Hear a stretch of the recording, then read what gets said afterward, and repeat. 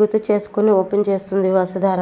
ఆ box open చేయగానే వసుధారకి ఇంకా రిషికి ఉన్న జ్ఞాపకాలు కనిపిస్తాయి.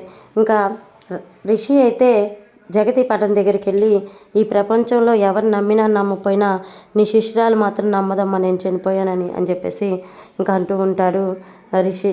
ఇంకా నాకు తెలుసు సార్, మీరు నా రిషి సరే అని చెప్పేసి వసుధార అయితే నెమలి పింఛాన్ని ముద్దు పెట్టుకుంటూ ఉంటుంది.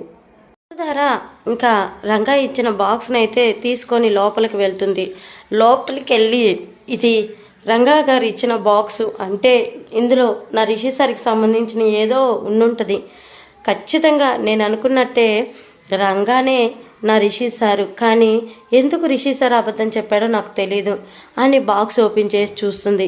బాక్స్ ఓపెన్ చేసి చూడగానే ఇంకా వసుధారకి రిషికి సంబంధించిన కొన్ని మధురమైన జ్ఞాపకాలు, ఒకటి నెమలి పింఛం, గోళీలు, ఇవన్నీ అయితే ఆ బాక్స్లో ఉంటాయి. ఆ బాక్స్ ఓపెన్ చేసి చూసి వసుధార నెమలి పింఛాన్ని ముద్దు పెట్టుకొని, మీరు రిషి సార్ అని నాకు తెలుసు సార్ అని చెప్పేసి అంటూ ఉంటుంది. ఇంకా రిషి కూడా ఇంకా జగతి పటం దగ్గరికి వెళ్ళి, ఎవరు నమ్మినా నమ్మపోయినా నీ శిష్యురాలు మాత్రం నమ్మదమ్మా, నేను ఇంకా బతికే ఉన్నానని జగతి పటంకి వెళ్ళి చూసి మాట్లాడుతూ ఉంటాడు. ఇంకా వసుధార కూడా ఆ బాక్స్కి వెళ్ళి చూసి, I love you Rishi sir, I love you so much, ఎవరు ఏమనుకున్నా మీరు నా రిషి సరే, నాకు తెలుసు ఆ విషయం అని చెప్పి వసుధార చాలా సంతోషపడుతూ ఉంటుంది. ఆ గిఫ్ట్లన్నీ చూసుకొని ఒకటికి ఒకటి ఇంకా రిషి జ్ఞాపకాలన్నీ గుర్తు చేసుకుంటూ ఉంటుంది. రిషితో తనకున్న అనుబంధాన్ని గుర్తు చేసుకుంటూ ఉంటుంది.